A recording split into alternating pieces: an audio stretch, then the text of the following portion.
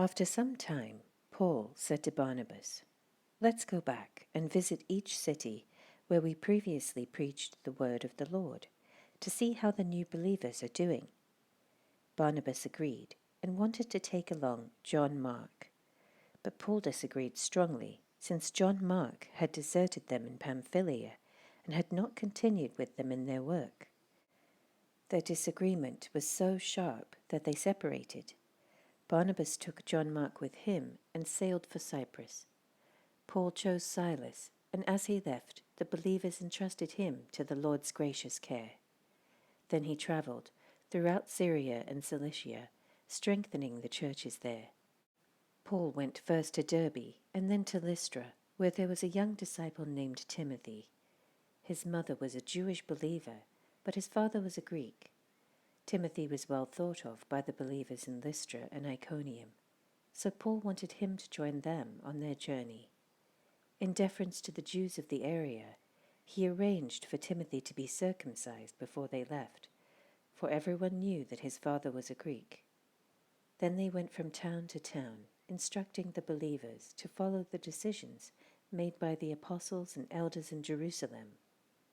So the churches were strengthened in their faith and grew larger every day.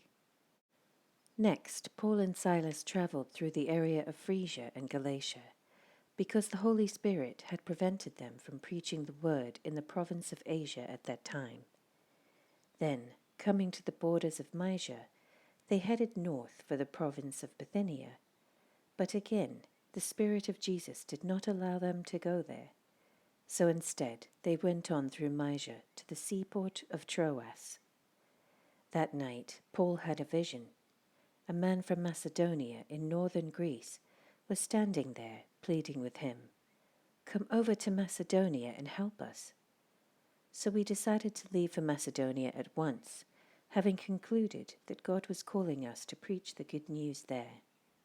We boarded a boat at Troas and sailed straight across to the island of Samothrace, and the next day we landed at Neapolis.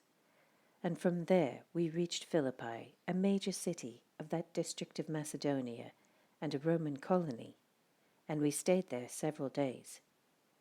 On the Sabbath, we went a little way outside the city to a river bank, where we thought people would be meeting for prayer, and we sat down to speak with some women who had gathered there. One of them was Lydia from Thyatira, a merchant of expensive purple cloth, who worshipped God.